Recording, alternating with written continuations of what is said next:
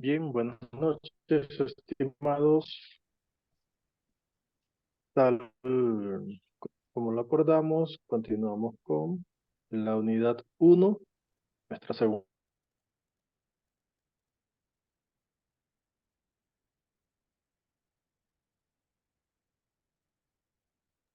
Licenciado, muy buenas noches. No sé si sea problema de la conectividad, no tiene audio.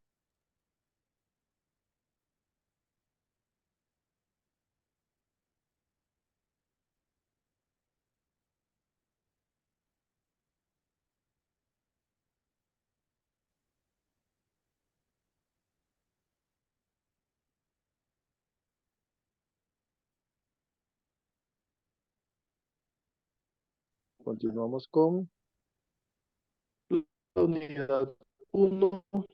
¿Sí me oyen?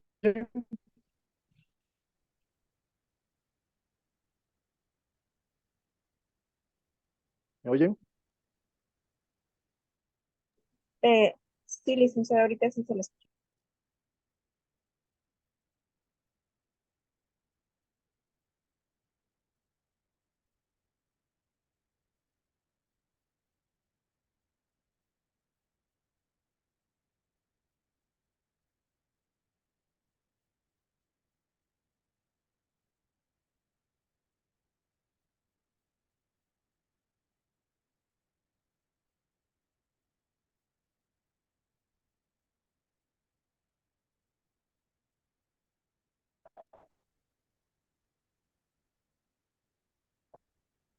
Bien, buenas noches. Continuamos con la unidad uno.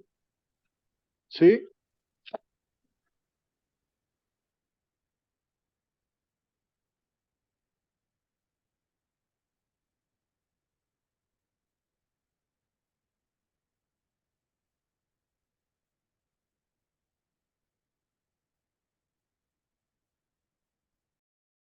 Ahora, buenas noches. ¿Me oyen, compañeros?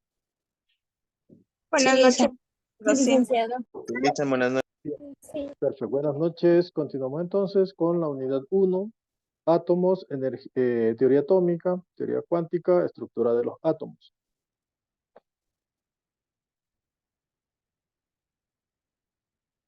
El objetivo de esta clase, ¿ok? Para hoy tendremos entonces comprender la evolución histórica de la teoría atómica y su relación con el análisis forense. Vamos a estudiar los átomos, teoría cuántica y estructura de los átomos y su relevancia en el análisis forense para con ellos poder tener las herramientas y explicar los avances de la teoría cuántica y cómo estos conceptos se aplican en la interpretación de alguna evidencia física y química en algún escenario, y emplear estos modelos atómicos para interpretar espectros y analizar la composición de sustancias desde una perspectiva de investigación forense. Como conceptos previos vamos a tener los conceptos de química general, química del bachillerato general unificado. Bien, vamos a hacer aquí vamos a revisar la plataforma.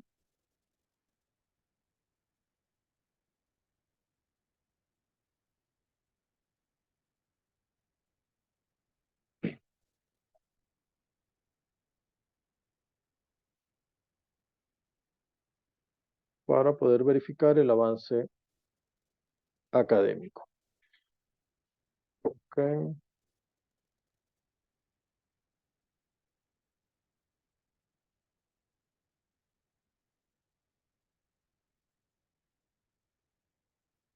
Bueno, estamos poniendo asistencia para todos. Okay. Y el avance académico, esto lo vimos en la clase de ayer, que no pudimos poner porque no había poder acceder al sistema, y lo que vamos a ver el tema de hoy, ¿de acuerdo? La plataforma, que es otra cuestión que también teníamos que verificar.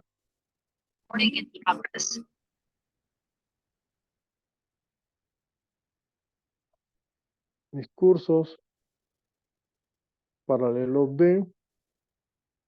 Ustedes ya, como le dije a la compañera del curso, la representante del curso, extendí la fecha para el cierre del test hasta el 30 de abril y estamos en semana 2. Para esta semana 2 ya ustedes tienen que ir verificando el aprendizaje autónomo. Aquí está el aprendizaje autónomo, ¿ok? Esto es individual, trabajo individual. Aquí están los requisitos y también tener en cuenta la rúbrica de evaluación para este resumen, ¿ok? Bien, es la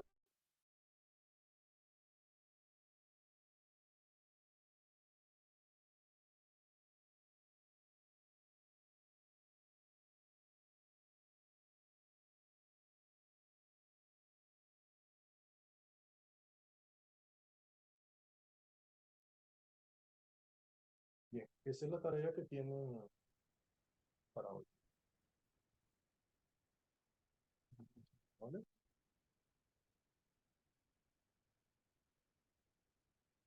Este, como ustedes ven, en la parte que estamos viendo hoy, o mejor dicho, todo este corresponde a este módulo, se refiere a un gran esfuerzo que deben hacer ustedes,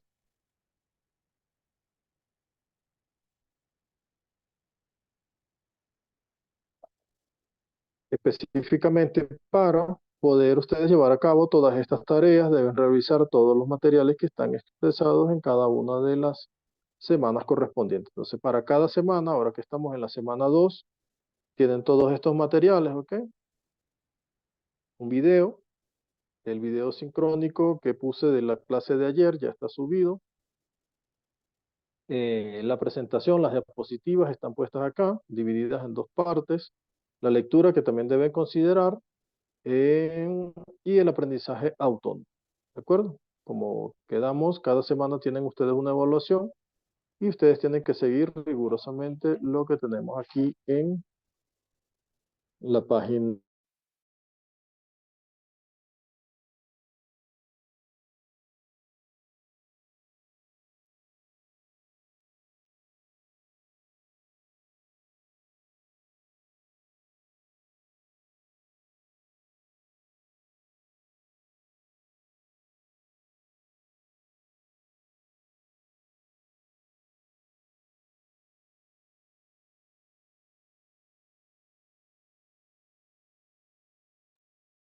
Licenciada, nuevamente se le fue el audio.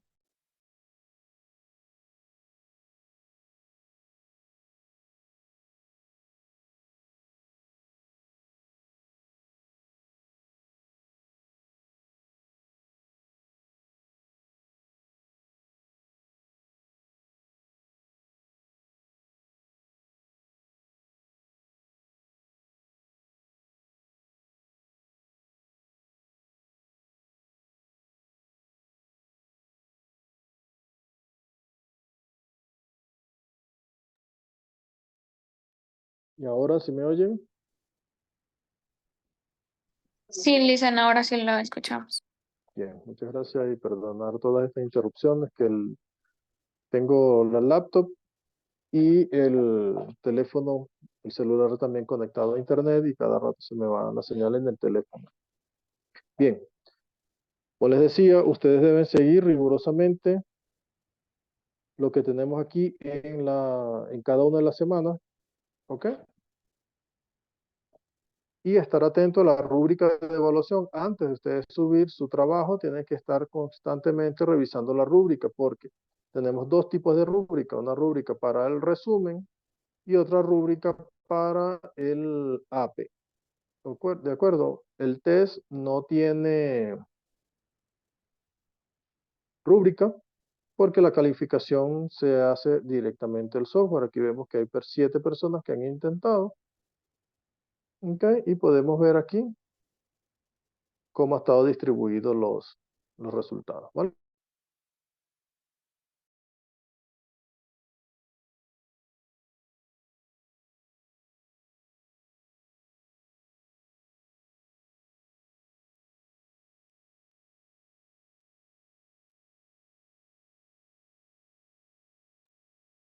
Licenciado, nuevamente lo perdí.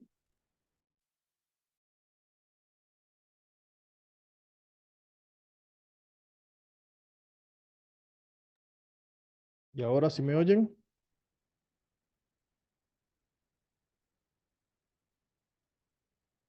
¿Me oyen? ¿Aló, aló? Sí, licenciado, ahorita sí. Lo escucho, licenciado. Bien, bueno, perdonar todo esto, ya definitivamente desconecté el celular. Aquí vemos que ya tenemos 7 personas que han intentado, ha habido 7 intentos, ¿ok? En resumen, son 4 personas las que han hecho los intentos hasta ahora. Tenemos hasta el 30 de abril para hacer los intentos posibles. Entonces, continuamos.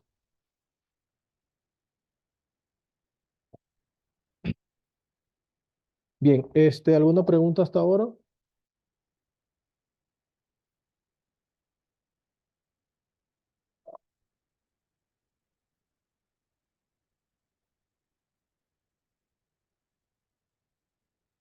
Por el momento no, licenciado, ninguna pregunta.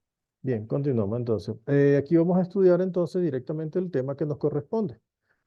Vemos que la historia de la teoría atómica es un viaje interesante, ¿ok? A través de los siglos, verificando cada una de las contribuciones desde el punto de vista filosófico hasta el experimental para llevar a la teoría moderna, ¿de acuerdo? A lo largo de los años se han propuesto diversos modelos atómicos, cada uno construido sobre las observaciones y teorías previas, cuya evolución ha llevado hasta nuestro entendimiento del átomo actual. Aquí vemos una imagen de una de las primeras representaciones de lo que podía ser el átomo. Actualmente sabemos que no es así. Sin embargo, se sigue empleando para tener esta idea intuitiva que tuvieron los científicos en su determinado momento. ¿Ok? La idea de que la materia estaba compuesta o está compuesta por partículas invisibles llamadas átomos se remonta a la antigua Grecia.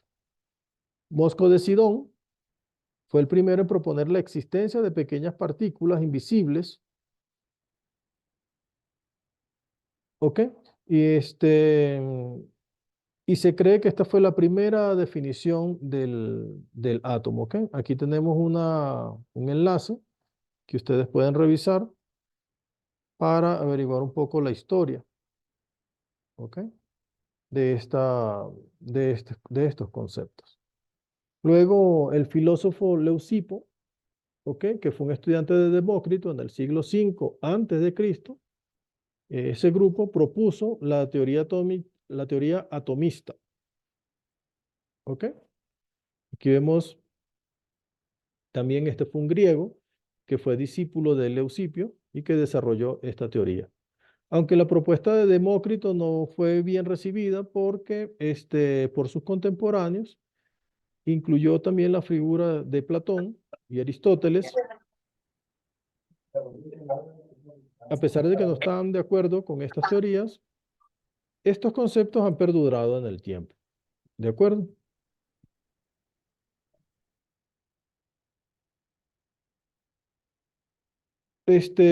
Pasaron casi 100 años después de que la teoría de Epicuro, y él propuso, por ejemplo, introdujo la idea de Demócrito del concepto de que los átomos estaban ordenados de forma al azar y que estos elementos afectaban al movimiento de los átomos, es decir, que las partículas que comprendían el átomo debían tener algún efecto sobre el comportamiento de los elementos. ¿Ok? Luego llegó la filosofía occidental, que no fue la única que exploró estos pensamientos. Así, por ejemplo, tenemos a Canadá, que fue un sobrenombre que significa comedor de partículas, pues él decía que había que desmenuzar el átomo. Entonces, esto hoy día se le ocurrió, un día que él estaba comiendo, empezó como a que desmenuzar la comida en partes cada vez más pequeñas y propuso la idea de que debía haber un límite, de que la materia no debía ser el átomo, no debería ser cortado infinitamente. ¿De acuerdo? Que era una de las teorías de los filósofos que habían inicialmente. Ok, él sostenía que todo lo que existe está formado por partículas mínimas de tierra, fuego, aire excepto el tiempo y el espacio, el éter, el espíritu y el alma. Liz, ándate a jugar. Chao.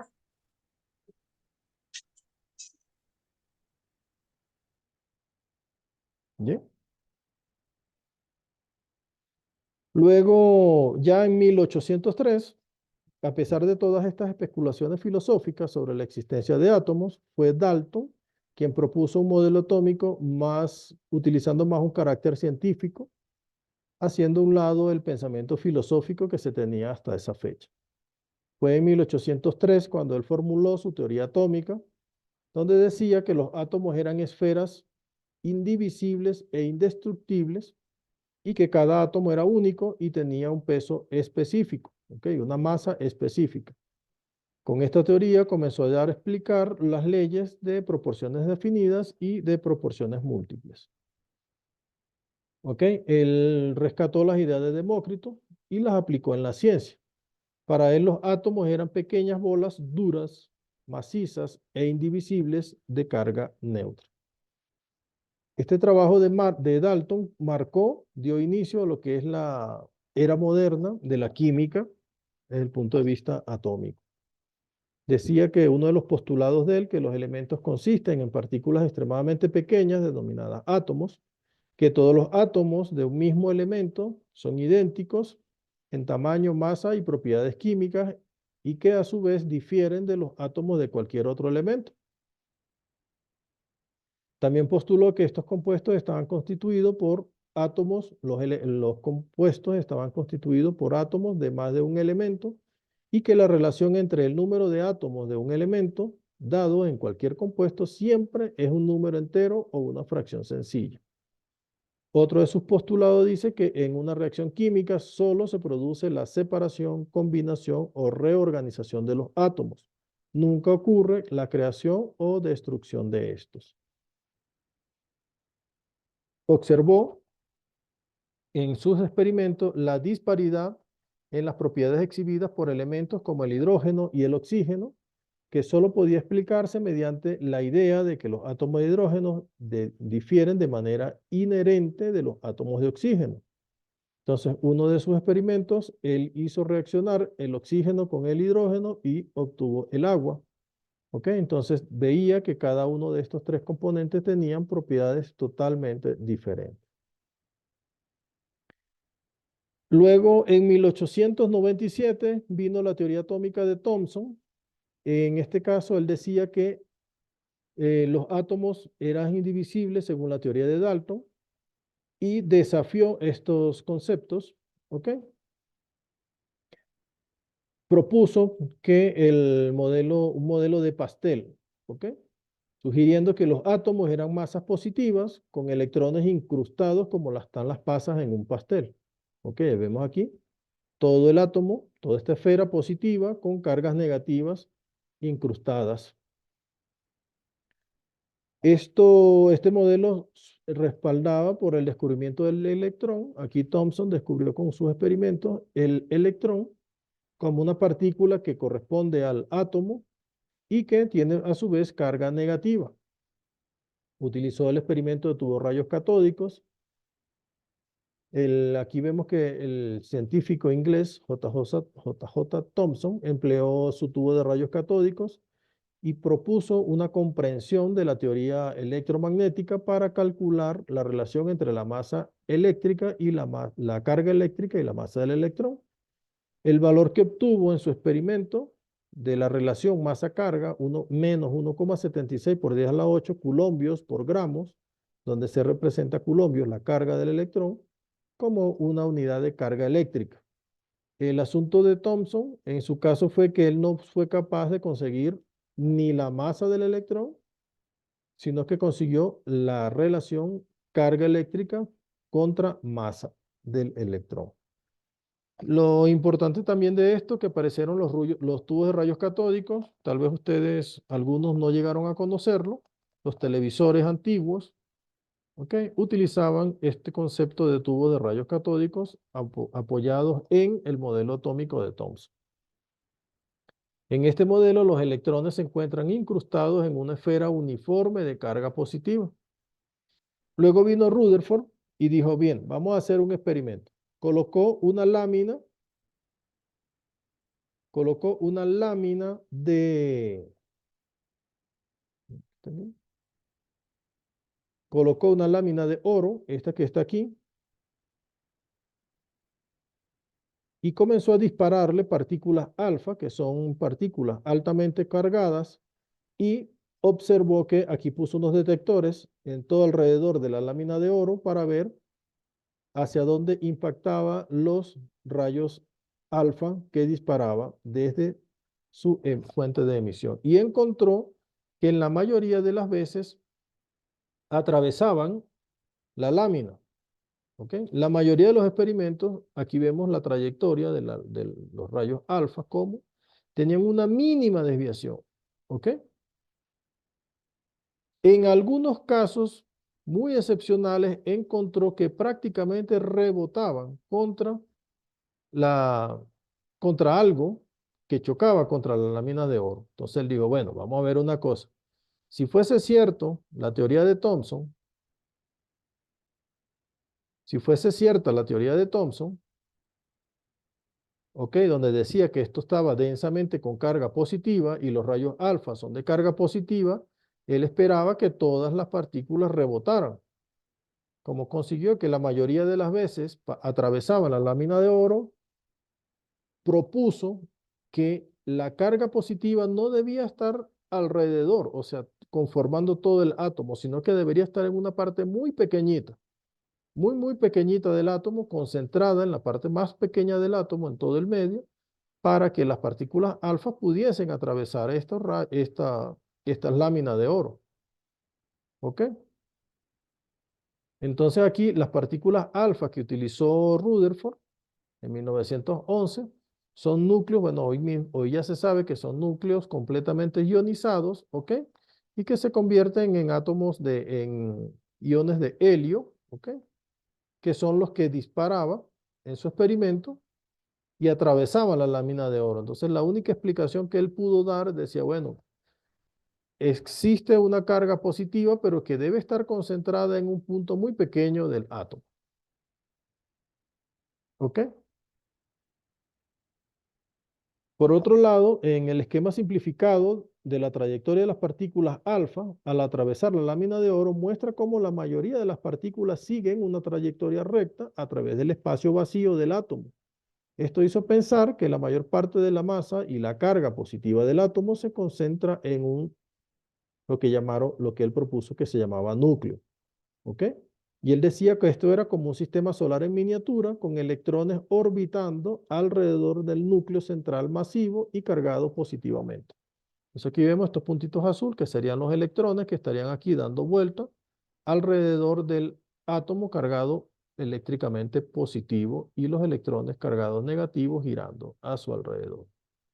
Entonces, esto fue un avance que se obtuvo en esta teoría atómica. Este modelo de Rutherford dejó sin resolver un problema importante, que es la relación entre los átomos de helio y del hidrógeno, que no coincidía con lo que se esperaba que fuese de 2 a 1. Luego vino James Chaudy en 1932 y él bombardeó átomos de berilio con partículas alfa y descubrió una nueva partícula subatómica, el neutrón. ¿Ok? Entonces los núcleos de helio tienen 2 protones y 2 neutrones, mientras que los de hidrógeno solo contienen un protón. Entonces esto explicó la relación de masa 4:1 que se esperaba inicialmente y solucionó el interrogante y completó así lo que es la imagen moderna del átomo. Ya tenemos el neutrón, el protón y el electrón. Entonces aquí hubo también algunas refutaron esta teoría porque decía, bueno, si el átomo, si el núcleo está cargado positivamente y los electrones negativamente, como estarán girando alrededor del núcleo, llegará un momento que por atracción electrostática pudiesen colapsar y explotaría el átomo, por así decirlo. Entonces, vino en 1913 Niels Bohr, ¿ok? Que utilizó el modelo de Rutherford y dio un paso más porque él propuso que la energía debería estar cuantizada. Él decía que no había manera de que un electrón que estuviese orbitando alrededor del núcleo pudiese caer o estar en un paso intermedio. Aquí decía, bueno, cada núcleo debe trazar una órbita y no puede salirse de esa órbita, que fue lo que él propuso. ¿Ok? Decía que la energía estaba cuantizada, formando cantidades enteras de energía y que no podían ocupar órbitas y que debían ocupar orbitales específicos. Entonces este modelo pudo explicar la emisión y la absorción de los átomos. ¿Ok? Por ejemplo, decía que cuando un electrón pasa de un orbital superior a uno inferior, tiene que liberar energía y esa energía la libera sería como emisión atómica. Y otra parte, también en otro concepto, decía que aquellos que están en un orbital inferior y pasan a un orbital superior, energéticamente hablando, entonces este salto tenía que absorber energía y dio paso a lo que hoy se conoce como absorción atómica. Desde el siglo XVII, cuando Newton demostró que la luz solar está compuesta por diversos componentes de color, que cuando se combinan nuevamente generan la luz blanca, los físicos y los químicos investigaron las características de los espectros de emisión. Estos espectros pueden ser continuos o presentar líneas de radiación emitidas por las partículas. Las unidades de las líneas espectrales, que así se llaman líneas espectral porque forman un espectro de luz, están expresadas en Armstrong, que se pone así con una A mayúscula y un cerito arriba, donde un Armstrong es igual a 1 por 10 a la menos 10 metros.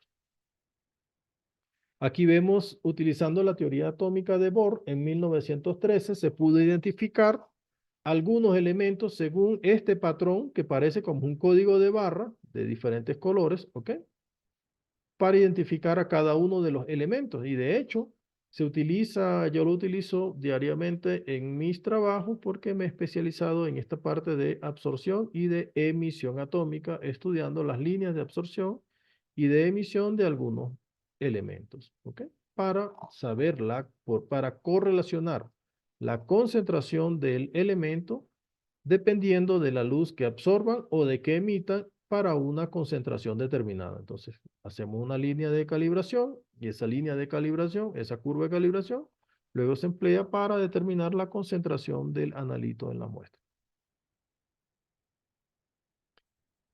En este modelo de Bohr pudo presentar una explicación teórica que pudo revolucionar el concepto de lo que se conoce como lo que se conocía en aquel momento los espectros de emisión del átomo de hidrógeno, justo después de los avances que Planck y Einstein estaban trabajando.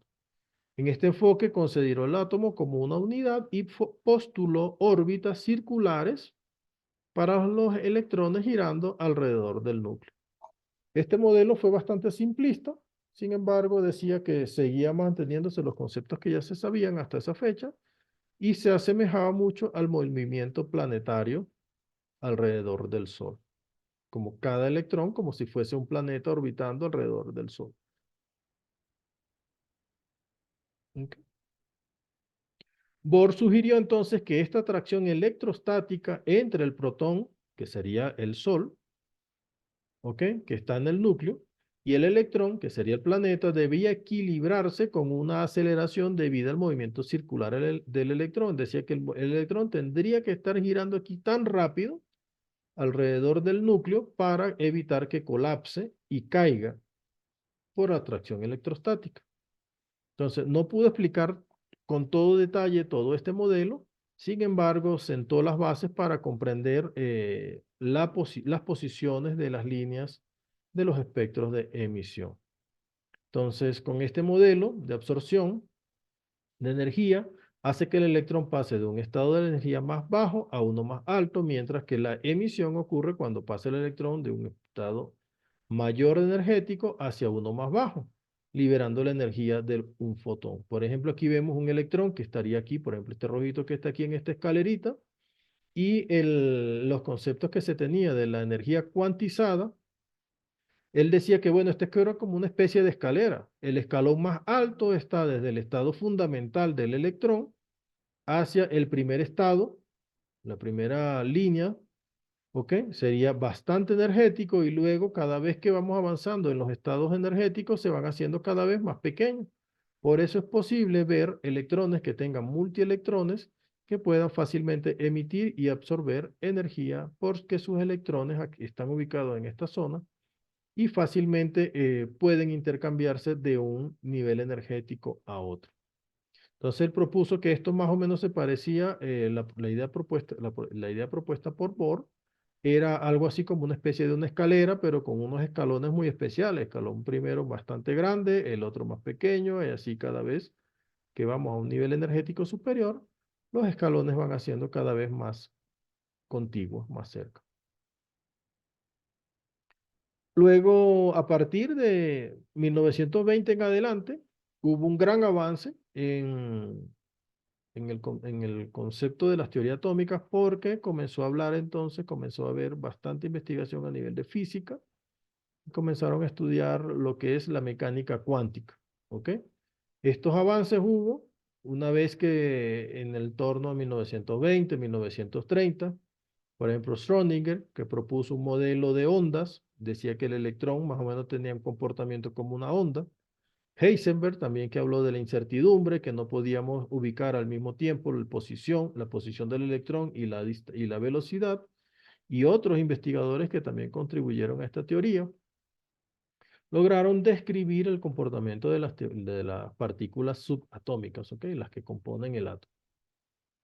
Este modelo cuántico no representa a los electrones como una órbita fija, sino como una nube de probabilidad donde se puede conseguir el electrón, que fue el concepto que introdujo Schrödinger, ¿ok?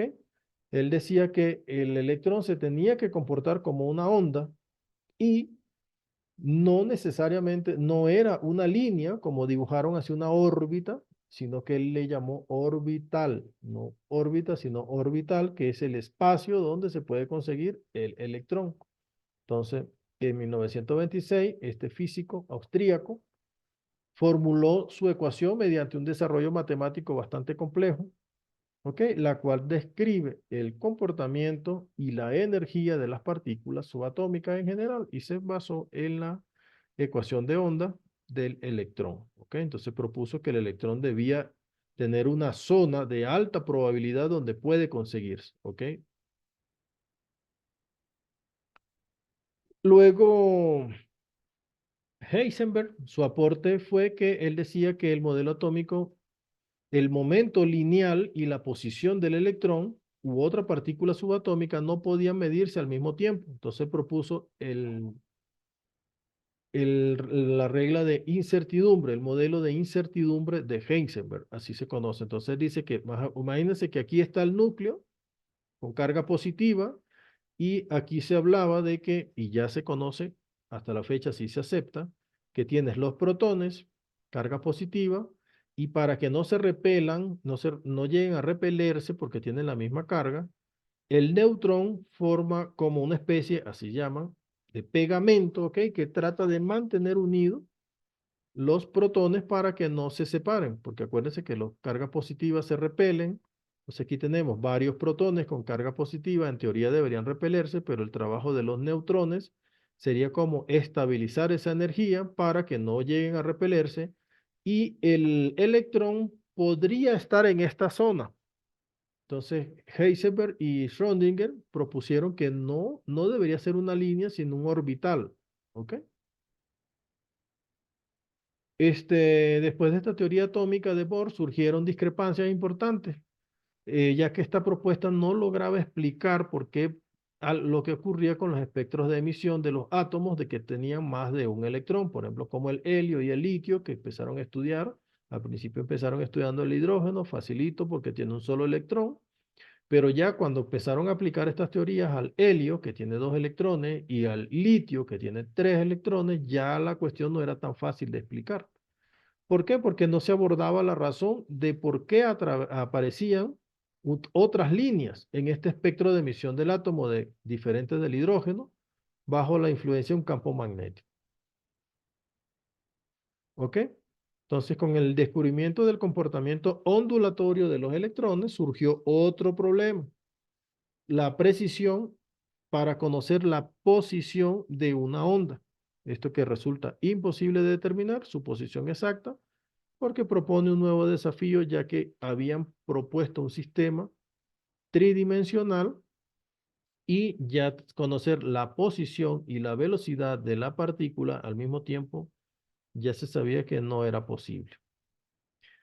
Hasta 1970 se tenían estos conceptos y de ahí en adelante se tiene lo que es el modelo estándar atómico, que ya está bastante aceptado, ¿ok? Que es el modelo estándar de la física de partículas, desarrollado en la segunda mitad del siglo XX, que es la teoría que actualmente se acepta y describe el comportamiento de las partículas y sus interacciones.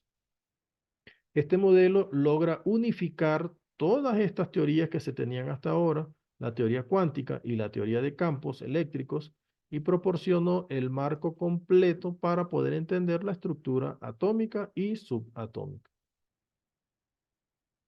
Por supuesto, este modelo presenta todavía limitaciones y desafíos, ya que no se integra la gravedad y no aborda fenómenos cósmicos como la materia oscura, ¿ok? La materia oscura y la energía oscura. Estos temas todavía están por resolverse, ¿ok?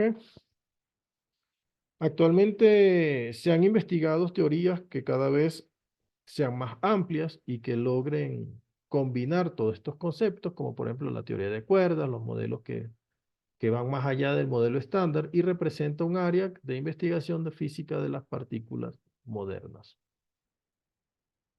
Aquí tenemos algunas imágenes tomadas que proponen todo el comportamiento de estos modelos. Entonces, los conocimientos químicos antiguos se limitaban a descubrir el cómo de la química, descubriéndola a base de ensayo y error. ¿Ok? Aquí tenemos hasta acá. Aquí. Y con ello se ha logrado obtener la imagen del actual del modelo atómico, ¿ok? Que sabemos que está constituida de átomos y moléculas, que hay características fundamentales, ocupa un lugar y un espacio, posee masa, tiene energía. Entonces, como conclusión, podemos decir que la teoría, la historia de esta teoría atómica hace una panorámica desde las ideas conceptuales de los filósofos antiguos hasta lo que tenemos hoy día, la formulación correcta de la mecánica cuántica y el modelo atómico estándar. ¿Ok? Cada modelo atómico se ha construido sobre la base del anterior y se ha ido refinando y expandiendo nuestro conocimiento de la estructura fundamental de la materia. Entonces, aquí tenemos una panorámica del átomo en 1803 con el modelo de Dalton, que decía que era algo, una superficie dura y que no se podía romper. Luego el modelo cúbico entre 1902 y 1916, el modelo saturnino, modelo de pudín de pasa, modelo planetario. En 1911 el modelo de Rutherford, que este es la imagen del átomo que ustedes comúnmente vemos por ahí en los libros, todavía sigue respetándose. El modelo de Bohr, que él comenzó ya a decir que tenía que haber estas separaciones, estas órbitas. El modelo de Sommerfeld, ¿ok? El modelo cuántico y actualmente el modelo mecánico cuántico, que habla de las posibles zonas donde podemos conseguir los átomos. Aquí tenemos un resumen de estas teorías atómicas. ¿Alguna pregunta?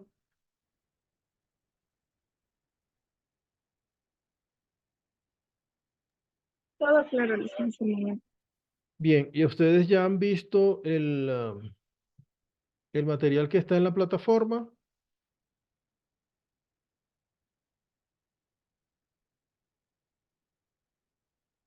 Aquí vamos a ir a la parte de atrás, aquí en la parte de arriba, mejor dicho. Me parece que aquí les puse un concepto, un videíto de átomos, que no sé si ustedes lo han visto.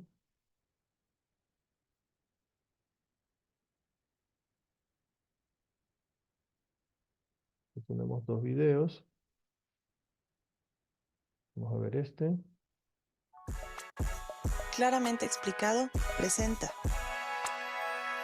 ¿Qué es un átomo y cómo lo sabemos? Los átomos son los componentes fundamentales de la química. Al igual que los productos horneados están hechos de una colección de diferentes tipos de ingredientes, la materia misma está hecha de una colección de diferentes tipos de átomos. Científicos han descubierto 118 diferentes tipos de átomos, los cuales se conocen como elementos. Los elementos están organizados en una tabla que se conoce como tabla periódica. Todas las cosas, desde la pantalla del monitor en la que se muestra este video hasta los ojos con los que lo estás viendo, están formadas por átomos, pero un solo átomo es tan pequeño que es imposible verlo a simple vista. Así que ahí lo tienen. Una voz que encontraron en un video en internet afirma que todo está hecho de átomos invisiblemente pequeños. Podrían aceptar ciegamente esto como un hecho y continuar felizmente con su día, ¿verdad? ¿No? ¿Ahora tienen curiosidad? ¿Quieren saber por sí mismos exactamente por qué los científicos creen que saben que los átomos realmente existen? Bueno, para responder estas preguntas, debemos viajar en el tiempo hacia la antigua Grecia. He aquí Demócrito, el hombre a quien historiadores identifican como el primero en proponer de manera clara la idea del átomo.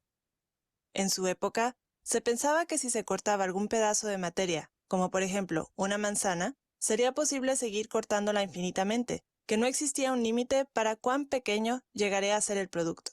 Por razones que no son completamente acordadas por historiadores, este concepto no sentó bien con Demócrito. Por el contrario, él insistía que en algún punto se encontrarían unas partículas tan pequeñas y tan indestructibles que no se podrían dividir más. A estas partículas las llamó átomos, que significa incortable o indivisible. Demócrito en realidad no tenía ninguna evidencia para apoyar su postura, y por esto muchos la rechazaron. Después de todo, lo que puede ser aceptado sin evidencia, también puede ser rechazado sin evidencia. Avancemos varios cientos de años y echemos un vistazo a las escrituras árabes. Probablemente sabías que la sal puede ser extraída del agua de mar simplemente dejando que ésta se evapore o hirviéndola hasta que quede seca. Las personas siempre han hecho esto, pero fue el alquimista Jabir ibn Hayyan y quienes seguían su trabajo que llevaron la ciencia de extracción a otro nivel. A través de experimentaciones metódicas, desarrollaron procesos complejos de filtración, ebullición, recolección de vapores y enfriamiento. Encontraron que materiales crudos podrían ser divididos en múltiples sustancias increíblemente puras, y por puras queremos decir que parecen ser consistentes en toda su composición, no como las mezclas complejas de materia que encontramos frecuentemente en la naturaleza. En los años 1700, un matrimonio de franceses, Marie-Anne Pauls y Antoine Lavoisier, estudiaron y siguieron el trabajo de sus predecesores árabes. Ellos encontraron que ciertas sustancias puras pueden ser separadas aún más a través de reacciones químicas. El agua, por ejemplo, puede ser hervida hasta convertirse en vapor, que sigue siendo agua, pero también puede ser separada en dos gases puros, hidrógeno y oxígeno. Sin embargo, por más que el matrimonio intentara, no lograba reducir el oxígeno o el hidrógeno a gases más simples. Concluyeron que los gases deben ser elementos, sustancias fundamentales que no pueden ser creadas al juntar otros químicos y no pueden ser separadas más allá. Con este concepto en mente, científicos a través del mundo comenzaron a buscar y anotar tantos elementos como pudiesen, eventualmente encontrando los 118 nombrados en la tabla periódica moderna. Algunos, como el hidrógeno y oxígeno, son gases a temperatura ambiente. Otros son sólidos, como el carbono y el oro, y otros son líquidos a temperatura ambiente, mercurio y bromo. También se descubrió que bajo las condiciones adecuadas, presión y temperatura, ciertos elementos reaccionarían con otros al ser mezclados, formando así nuevas sustancias con nuevas propiedades. Estos se conocen como compuestos. Los elementos hierro y oxígeno pueden reaccionar para formar un sólido marrón que conocemos como óxido. Oxígeno y mercurio reaccionan para formar un polvo tóxico naranja. Oxígeno e hidrógeno reaccionan para formar un líquido transparente y refrescante, el cual probablemente conoces como agua. Aunque los pasos puedan ser complicados, todas estas reacciones se pueden revertir. Los elementos se pueden volver a separar. La cantidad que obtendríamos de cada elemento después de dicha separación siempre sería exactamente igual a la cantidad de elementos que reaccionó desde el principio para formar el compuesto. ¡Maravilloso! Los elementos son reales y parecen ser esencialmente indestructibles. Pero, ¿de qué están hechos? Si tuvieras que acercarte a un átomo, por ejemplo, a uno de un fragmento de oro puro, ¿podrías seguir acercándote más y más sin ver nada más que oro puro hasta el infinito?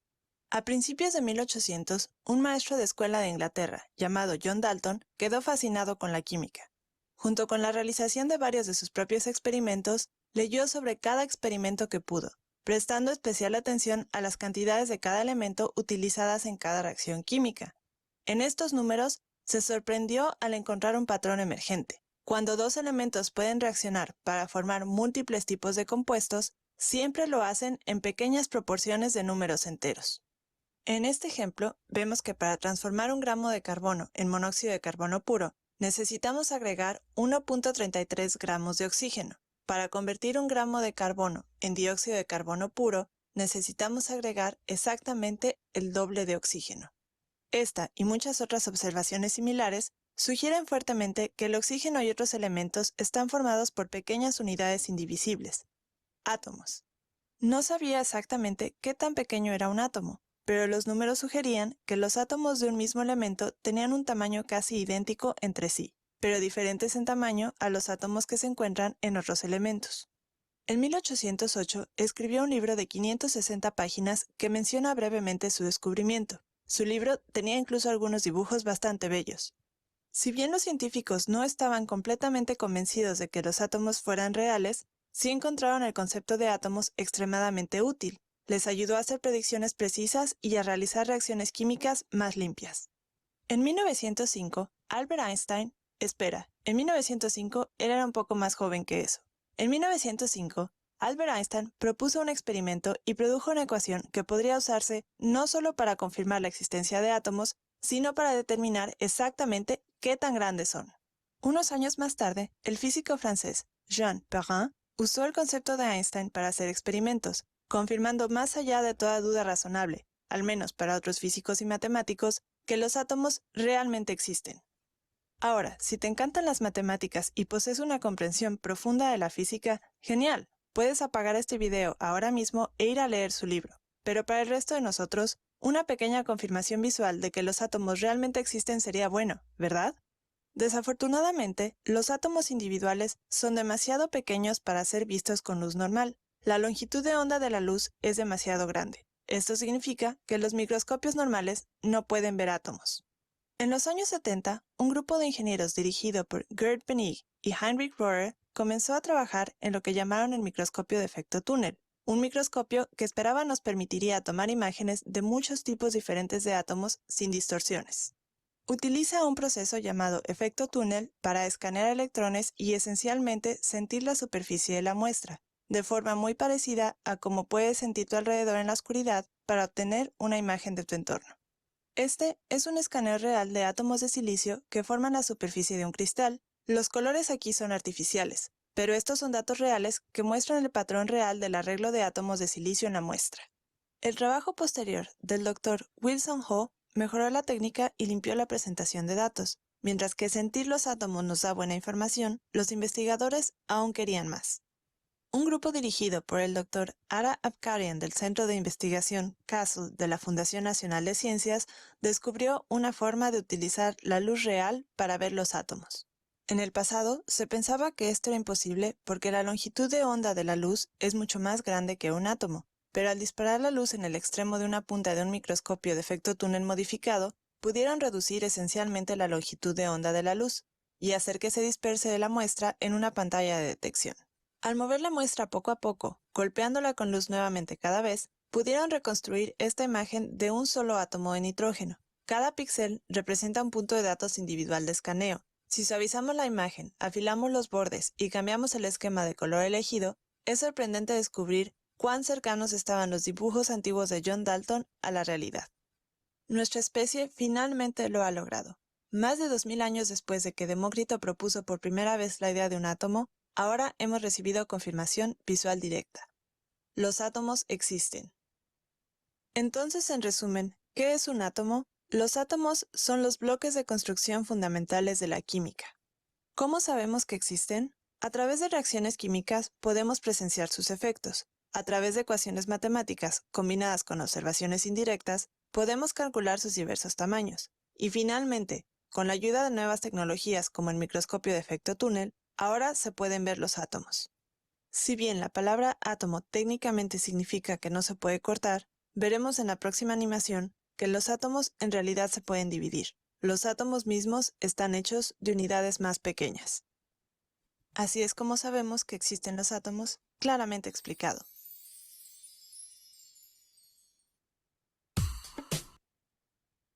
Bien, ¿alguna pregunta? ¿Alguien quiere hacer alguna intervención al respecto?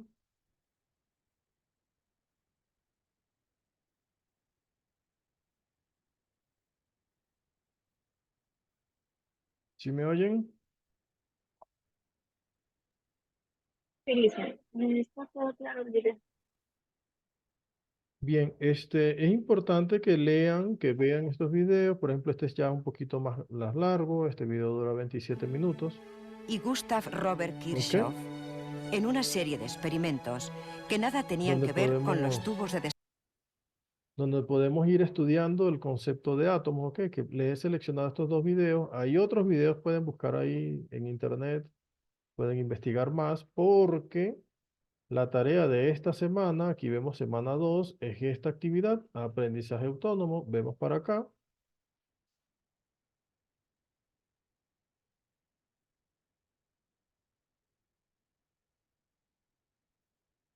Ok, que esta la tienen que entregar hasta el día sábado 4 de mayo. Ustedes tienen que hacer un resumen de lo que es la evolución de la teoría atómica. El objetivo de esto es generar pensamiento crítico que permita entender la evolución de la teoría atómica. Entonces aquí es un trabajo individual, tienen que leer este documento, que valga la redundancia, dice lectura, y ustedes, miren, aquí están las instrucciones. Elabore 5 conclusiones sobre la teoría, sobre la evolución de la teoría atómica, mediante esta lectura crítica, una lectura crítica utilizando esta guía metodológica, la guía metodológica y el material que se les ha puesto en la plataforma, ¿ok? Aquí están claramente las indicaciones, como encabezado, ubicar el nombre de la asignatura, al costado superior derecho, el ciclo y paralelo, al pie de página, el nombre del estudiante. Máximo 2 páginas, letras Times New Roman 12, Times New Roman 12, y esto debe llevar bibliografía en normas APA, séptima edición. La información debe subirla en formato PDF y se entregará en la semana 3. ¿Ok? Bueno, aquí está las 10 de la noche, pero me parece que no es las 10 de la noche, un poquito más. Le puse hasta las 11:53 de la noche. ¿Ok? Revisar la rúbrica.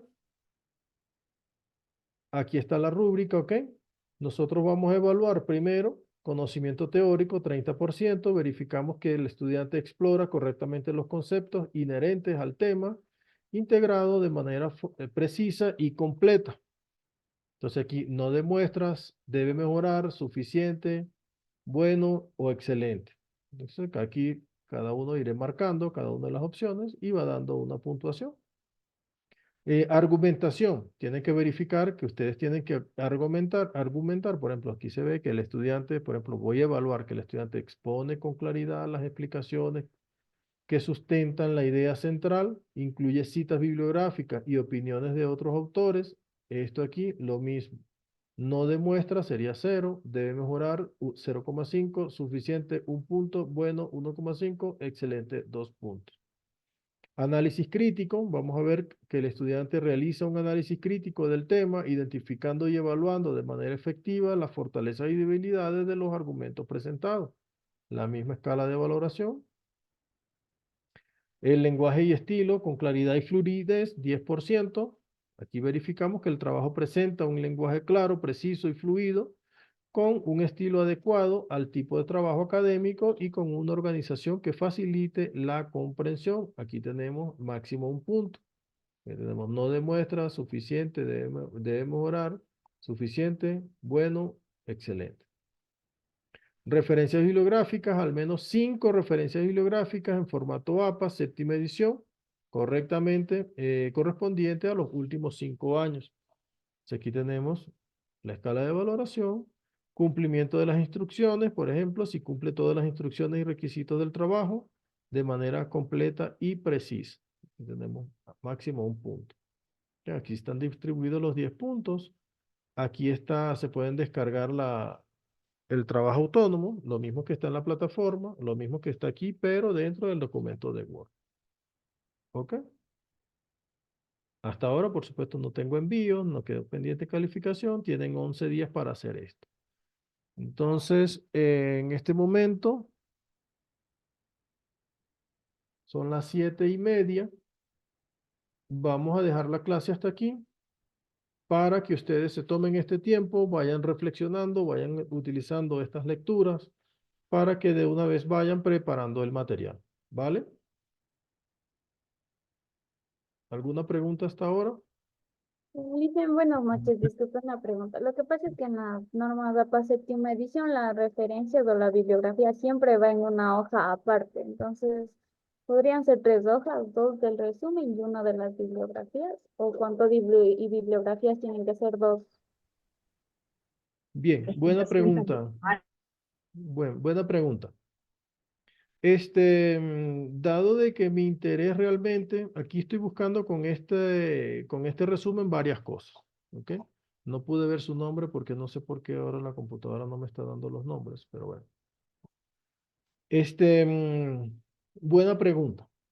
¿Qué ando persiguiendo yo con esto? Primero, que ustedes comiencen a investigar material bibliográfico, que comiencen a incorporarlo en sus trabajos, que comiencen a tener un pensamiento crítico y enfocado al objetivo de nuestro curso, en específico en esta tarea que es hacer una evolución histórica de la teoría atómica, ¿ok? Entonces, su pregunta, ¿qué le respondo? Bien, puede utilizar una tercera hoja para colocar la bibliografía, ¿de acuerdo? En general, para todos, las personas pueden utilizar la tercera hoja para que usen. Seguramente no saldrá muy bien porque esta es la primera vez que ustedes van a preparar un documento académico, asumo yo. Si ustedes están interesados, podemos hacer uso esto se llama gestores bibliográficos. ¿Alguien de ustedes ha escuchado esa palabra? Gestores bibliográficos. No, Bien. Les recomiendo que investiguen sobre gestores bibliográficos. Lo van a utilizar. Yo uso de preferencia Mendeley. Mendeley es este. A ver si lo tengo aquí. Voy a ver si lo tengo aquí. En esta computadora sí lo tengo, Mendeley Desktop. ¿Ok? El Mendeley es una aplicación en donde yo tengo mi biblioteca muy bien ¿Cómo organizada. Disculpe. disculpe, dijo gestores? ¿Qué dijo? Gestores con G de gato. Gestor como que gestiona. Gestores bibliográficos. Muchas gracias. Yo utilizo Mendeley. Hay muchos. Zotero. ¿Cómo se llama? Algunos son de pago. Yo utilizo este que es gratuito. Es de Elsevier. Elsevier es una editorial, una casa editorial que publica muchísimos artículos, muchísimos libros. Y entonces ellos, por supuesto, han visto el negocio y dicen, nada, voy a hacer un gestor bibliográfico y lo voy a hacer gratuito para que las personas lo usen y utilicen mis artículos. Entonces, en este gestor bibliográfico, yo tengo aquí algunos artículos, ¿ok? Donde yo puedo ver, por ejemplo, vamos a buscar aquí uno, este 2021, Lo puedes tener el archivo aquí, esta es una biblioteca, ¿ok? A ver, algún otro que yo tenga más aquí. De comercio justo, uno que tenga aquí. Estos que están aquí, ven que no tiene el PDF, no los tengo aquí, solamente tengo la cita. A ver, por ejemplo, sí tengo. Puedo descargarme el artículo y verlo aquí. Por eso les digo, esto es un trabajito que si ustedes están interesados, esto lo van a usar para toda la carrera universitaria. Esto va a ser como su Excel, que ¿quién no usa Excel hoy en día? Entonces, el gestor bibliográfico es algo que ustedes les deben prestar atención. Fíjense que pueden organizar. Aquí yo tengo todos mis documentos. Aquí tengo 1072 documentos. ¿Ok? Sin embargo, los tengo organizados aquí en lo que he utilizado en un artículo de polifenoles. ¿Ok? Estos. ¿Ok? Estos que tengo aquí de una de mis tesistas, otro del sistema de vinculación, otro de química de criminalística. Mire, para prepararle las actividades a ustedes. ¿Ok? Aquí están algunos libros. Lo bueno y lo malo del Mendeley. Y así de todo. Por ejemplo, usted utiliza Excel y le aplica una fórmula y le arroja un resultado. ¿Qué es lo primero que usted hace? Verificar que ese resultado sea consistente con lo que usted está buscando, ¿cierto? Sí, lo mismo que estábamos haciendo la clase pasada. Hicimos un ejercicio, nos dio 8000 no sé cuánto. Y dijimos, esto no puede ser 8000, no sé cuánto nos había dado, 60 grados. Y la temperatura del cuerpo no puede ser 60 grados centígrados. Sacamos bien las cuentas. Ah, no, son 60, son 39, 40 con no sé cuánto. Ok, entonces, ¿qué es lo que pasa con Mendeley? Uno se descarga la bibliografía, lo pone acá y luego tiene que verificar. Ok, en esta columna nosotros podemos ver los detalles. Aquí esto es un artículo. Póngase que esto sea una tesis y Mendeley entendió que es un artículo. Nosotros le decimos, no, no, no es un artículo, es una tesis. Por aquí lo busco, mira, aquí está tesis, ¿ves? Si es una página web, yo les recomiendo de corazón no utilizar páginas web, ¿ok? Ni estos artículos de televisión, reportaje, nada de esto. Yo utilizo o libro, secciones de libro o artículo científico, ¿ok? Journal article. Entonces aquí está el año, el volumen, póngase que yo detecto en este. Abro el libro, aquí está.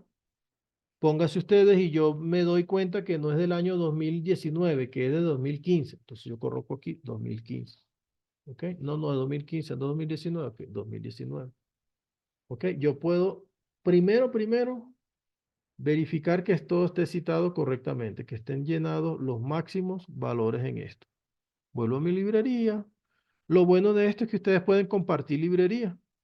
¿Ok? Hacer grupo. Aquí yo tengo grupo con un tesista de maestría que hice. Estas son bibliografías que él ha conseguido, yo reviso y le digo, oye, mira, esta no, esta está muy vieja, esta cámbiala, ponla mejor. Bueno, esta es la bibliografía que ya tenemos bien pulida. Y ves que ya todas las referencias son 2023, 21, 2020, 2015, la más viejita. Ok, 2020, 2020, 17, 2020. Entonces, esto con mis estudiantes, si ustedes quieren una clase particular de Mendeley, uso de gestores bibliográficos, podemos coordinar un día para usarlo. Entonces, de tarea, en YouTube hay bastantes videos sobre el uso de Mendeley. Yo sé que me van a decir, doctor, yo utilizo aquí de Word. Por ejemplo, vamos a decir, tengo aquí un Word, vamos a abrir un Word abierto. Microsoft también hace esto, ¿ok? Pero no lo hace tan elegantemente y tan hermosamente como lo hace el Mendeley. ¿Qué es lo que pasa? Ahorita ustedes van a manejar 5 referencias, pero cuando estén haciendo su tesis, algún trabajo de investigación, a mis tesistas yo les digo que mínimo me busquen unos 50 60 artículos. Entonces ya manejar 60 artículos no es tarea sencilla si no tienes Mendeley. Por eso lo importante es usar Mendeley. Alguno de ustedes me va a decir, bueno, yo voy a utilizar de referencia el gestor de referencia de Microsoft. Yo le digo, sí, está bien. Estás aprendiendo, estás iniciando, puedes comenzar con el gestor de referencia de Microsoft. ¿Ok? Insertar una cita, puedes hacerlo. Pero es como que más, no es tan, ¿cómo le digo?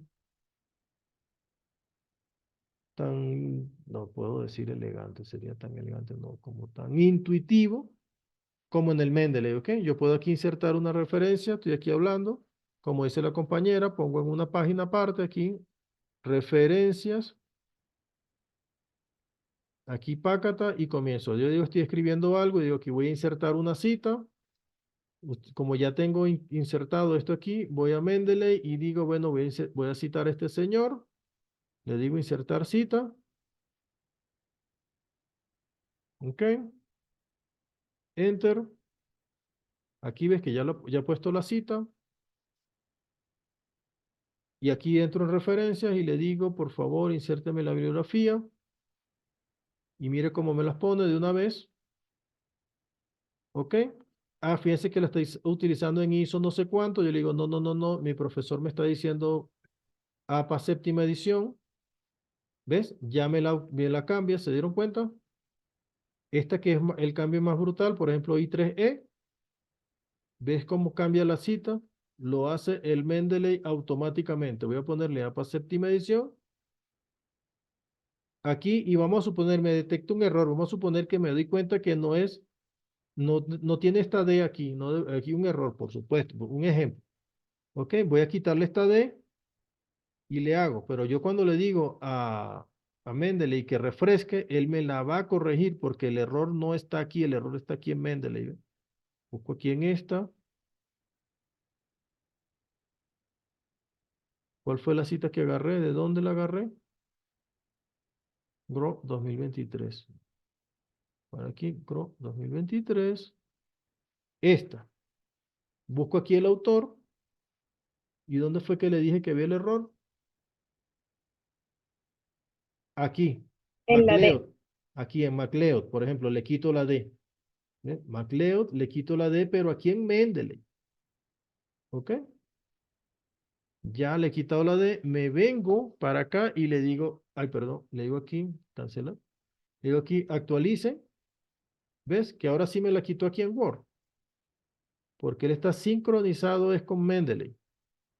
Vengo para acá a Mendeley y le pongo su D otra vez.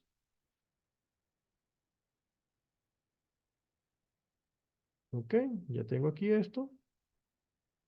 Vuelvo a Word y le digo, refresque por favor, y aquí me pone mi D. Ok, entonces puedo seguir escribiendo aquí, insertando referencias, insertar cita. Voy a Mendeley, agarro este otro, le digo insertar. Ok, espero que él haga esto, continúo escribiendo mis cosas, cito a otra persona. Fíjense que ya me lo puso aquí sin yo decirle nada. ¿Ve? ¿Ve? Inserto otra referencia, voy a Mendeley, agarro a este, cito, ¿ves? Y ya me puso el tercero aquí. Digo, bueno, no, que el profesor mañana me dice que no es en APA, que es en I3E. Vengo para acá, I3E. ¿Ves cómo he puesto la referencia? Y ves que he cambiado aquí completamente. Una pequeña, ¿cómo se usa? Okay, ustedes tienen que ir viendo, instalar esta aplicación, se llama Mendeley, ¿ok? Ver sus videitos, ver cómo la usan, insertarlo dentro del Word, ¿ok?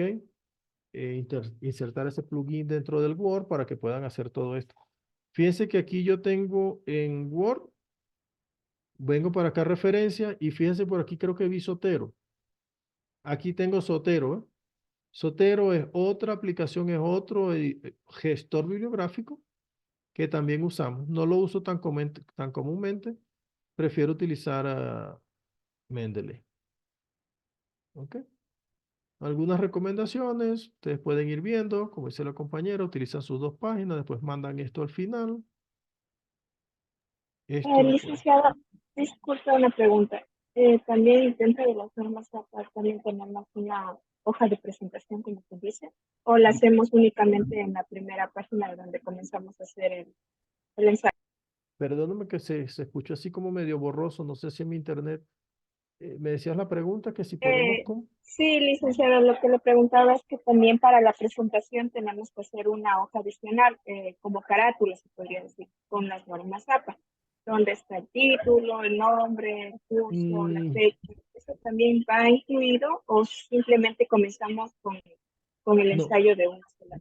Sí, como dice aquí, mire, como dice aquí, elaboren 5 conclusiones sobre esto. Como encabezado, utilizar el nombre de la asignatura, al costado superior esto y esto. La bibliografía en normas APA, solamente la bibliografía, ¿ok? Las citas que vayas a usar en normas APA, séptima edición. En este momento, les repito mi interés, o sea, mi interés es de química, ¿vale? Ok, ustedes van a aprender química y van a estudiar evolución histórica de las teorías atómicas, sí, pero también los estoy empujando, por así decirlo, a que comiencen a escribir de forma académica, a que comiencen a utilizar gestores bibliográficos. ¿Me explico? Ese es mi interés de que sea parte de la formación de ustedes y me lo van a agradecer cuando estén más adelante, cuando le digan mínimo 20 referencias. Ustedes facilito, lo ponen en Mendeley, si tienen algún error, van a Mendeley y actualizan, acomodan y van a tener unos documentos más presentables, por así decirlo. ¿Ok? ¿Alguna otra pregunta? Profe, una pregunta. ¿Sí? Es que no sé si se podría hacer, digo que aquí en la Lacto el trabajo más o menos tengo en las normas de APA séptima edición, pero según me dijeron que la séptima edición con la sexta son iguales, yo solo tengo la sexta. No habría ningún problema si se puede hacer ahí o de ley tengo que hacer en séptima edición. De ley tiene que ser en séptima edición. ¿Por qué le digo? Usted tiene que buscar la manera de actualizar. No sé, por eso le digo el de Word, no sé cómo lo actualice usted. Pero si usted me dice a mí en Mendeley que usted está usando algún tipo de, vamos a suponer aquí referencia, alguna que no esté aquí, usted puede buscar aquí más modelos de citación. Utiliza estos, mira, ve, esto está una actualización disponible. Y usted puede utilizar este estilo y actualizar, ¿ok? Así yo sé que se actualiza en Mendeley. No sé cómo se actualiza en el gestor bibliográfico que usted está usando. Entonces, dése la tarea, como ya usted bien que ya se dio cuenta que tiene el de la sexta edición, busque la manera. Yo siempre consulto en YouTube, pongo ahí cómo actualizar el de sexta edición a séptima, en donde usted lo tenga, en Word, en no sé qué cosa. Y ahí seguramente va a tener cómo hacerlo. Haga este experimento con esta actividad, porque estoy seguro que más adelante otros profesores le van a pedir en esa norma, entonces, o en cualquier otra, para que usted sepa cómo actualizar o cómo ingresar un estilo de cita que no esté en su gestor bibliográfico. Gracias, Liz. Ok, mira, aquí usted dice, este creo que será el que usted usa. Creo que este es el que usted usa, ¿cierto? Porque este es el que trae Word. Mira, ve, Word trae son estos. Sexta edición, Chicago, esto. Harvard en I3E, no sé cuánto, pero no sé cómo actualizar esto. Por eso yo le digo, busque cómo actualizar eso, o si no, hágale con Mendeley. Otra cuestión también le voy a decir. Vamos a suponer, vamos a ver, yo utilizo este Science Direct. Usted se consigue un artículo, bueno, vamos a ver aquí, yo utilizo esta página web de Science Direct, ¿ok? Hay una nomenclatura para escribir aquí las palabras claves en inglés, los conectores booleanos en letra mayúscula, yo quiero buscar metales y sólidos, que es lo que yo siempre estoy trabajando, ¿ok? Entonces vamos a suponer este artículo me gustó. Por aquí tiene una opción de cómo citar, ¿ok? Citar. Entonces, exportar como un texto. Entonces aquí, vamos a ver qué me exportó. No sé qué me exportó, ojo. Lo digo porque no lo uso así. No. Quiero que me copiar referencia, algo así. Hay alguna parte de esto que pone siempre cómo citar. No sé si que está aquí al final.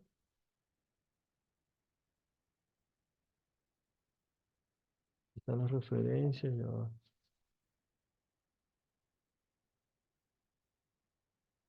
Conclusiones. Ya va. Este no es, este es de pago, tengo que comprar el PDF. Pero bueno, podemos hacer una tarea de cómo. Mire, aquí como el Mendeley es de Science, es de Elsevier, directamente tiene aquí para agregarlo a Elsevier, al Mendeley, ¿ok? No, pero ven ahí ustedes cómo citar.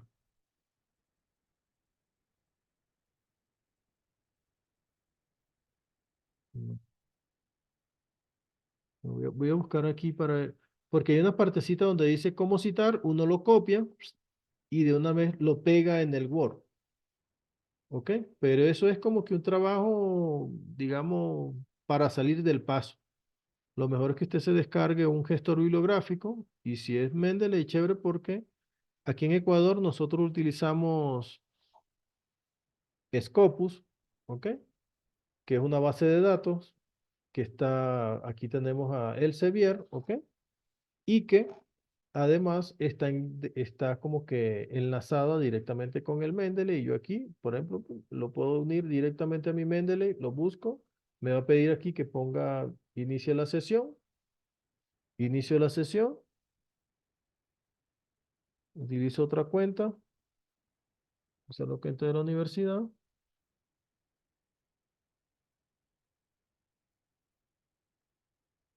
ingreso aquí y ya directamente me la manda al Mendeley que tengo en el escritorio y de ahí lo paso para el Word directamente, ¿ok? A ver aquí, la internet está un poco lento por el ancho de banda que estamos usando. ¿Ok? Y de aquí yo puedo seleccionar la carpeta para que me caiga directamente este archivo en esta carpeta. En la que yo quiero. Aquí estoy usando, ¿cuál carpeta estoy usando? A la de este señor Marcelo. Ok, voy a ponerle aquí, que sea este de cacao, por ejemplo. Y aquí podemos buscarlo, bueno, esto se está tardando un poquito.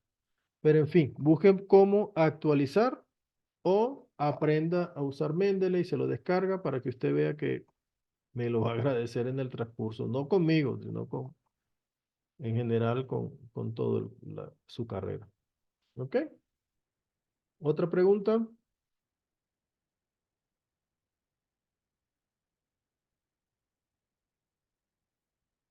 Bien, mi recomendación para todos los trabajos, antes de subir, revise la rúbrica de evaluación, porque esta es su escudo para que usted se defienda. Por ejemplo, aquí estamos diciendo conocimiento teórico 30%. Usted tiene que estudiar bastante antes de resolver esto.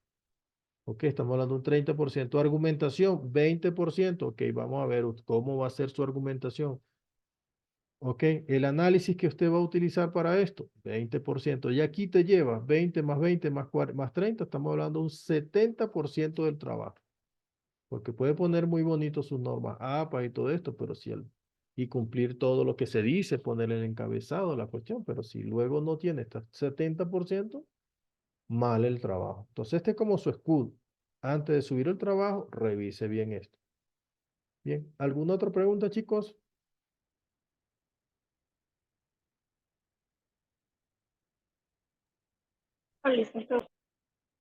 Bien, dejamos la clase hasta aquí. Nos vemos el próximo lunes.